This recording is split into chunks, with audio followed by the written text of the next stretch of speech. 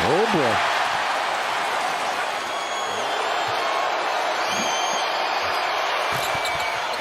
That's got to go.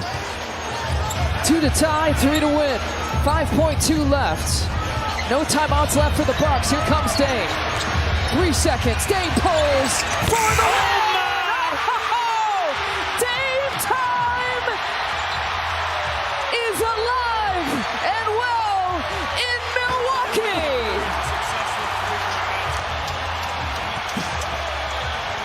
I just kind of let the ball bounce a little bit to, let everybody get to their spots. And I looked up and 2 guys ran to Giannis. And when they ran to Giannis, Brook was already, as soon as I looked up, he was already running towards me. And I knew that was what the play was going to get to eventually anyway. So I advanced it to him and just took off running. And, Fox was kind of trailing the play. And he kind of got back in front of me because I slowed down. I knew I wasn't going inside the three-point line. So he kind of got back in front of me, and I just changed direction and went into space, and that's all I was looking for, is just get into space where I can get a good look at the rim, and I did, and, it was a pretty comfortable shot. When it's not what you're expecting initially, and you just get the ball 94 feet away with 5 seconds left, kind of what's the thought process as you're surveying the floor? Like I just said, I'm just looking for space. I think in my experience, every time I'm in that type of situation, I just try to avoid being in a crowd, where it can be deflections or, 2 defenders can put me in a position where I can't get a shot off at all. So once I came up the slot and, Brook was kind of right there, I went in front of Brook, but I went that way just to go into space to where even if, I think it was Sabonis, even if he tried to come towards me, I still would have been able to use the rest of that other 3/4 of the court. But I'm just looking for some space, and I found that space.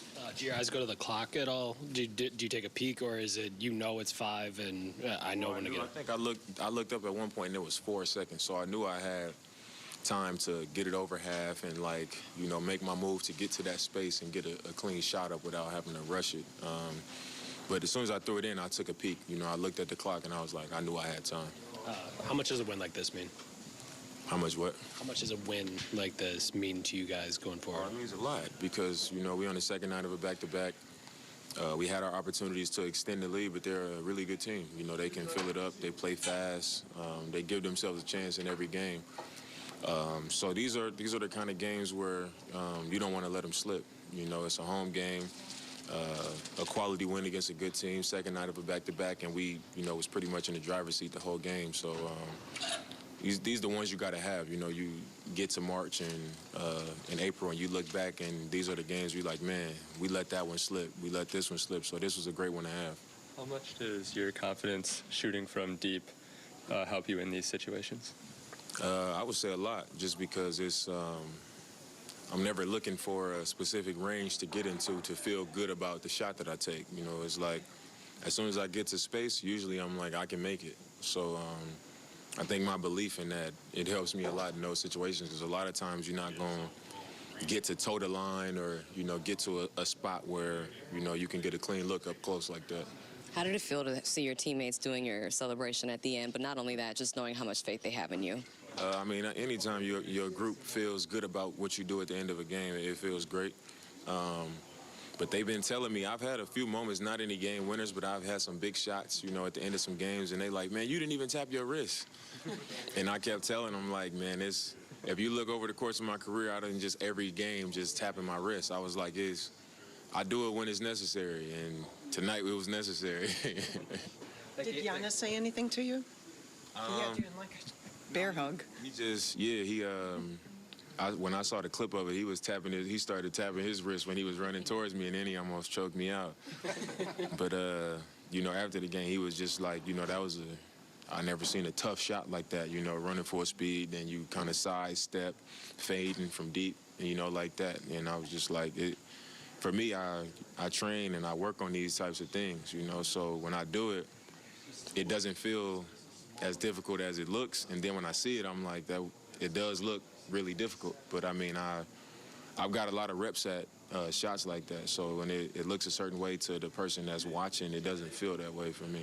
That's why, because Eric asked you about the sequence, but like, when did you actually have a chance to look at the rim? It looked like you almost let the shot go without even looking at the basket because you were looking at the court and defenders and the time and the screen. And My eyes went up first. You know, whenever when I'm training, my trainer, Phil Beckner, is always telling me, get your eyes up. You know, so it's a habit for me off the dribble. My eyes are up almost before I'm even gathering the ball. So I got that space, and my eyes was on the rim. You guys go down 6 to start overtime. Just kind of what gave you guys the faith to come through? Because, as you said, it's a back-to-back. You could be like, all right, whatever, let's wrap it up. I mean, it happened. It was quick. You know, they jumped out to that lead quick. So I think what we had on our side was time. You know, I think it was like 2:45 or something at that point. It was close to 3 minutes left.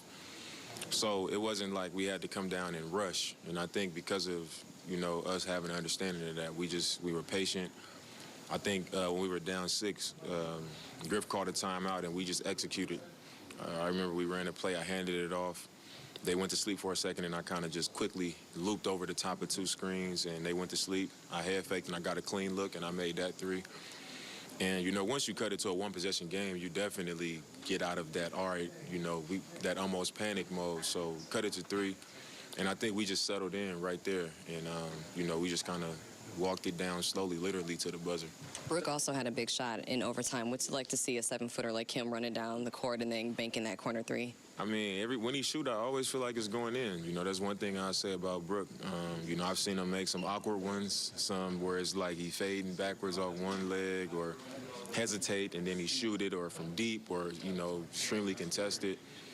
But I think that was really the biggest shot of the night, you know, because without that one, it was a 4-point game at that point. Without that one, he cut it to 1 and he put them in position where they had to make free throws, and it opened up the opportunity for me. So that's like kind of like the, I don't know, hockey assist or like, or whatever. It's that type of situation. You know what I mean? Without that, I don't have the opportunity to make my shot. So I think that was really, you know, obviously my shot was the game winner. Bless you, John.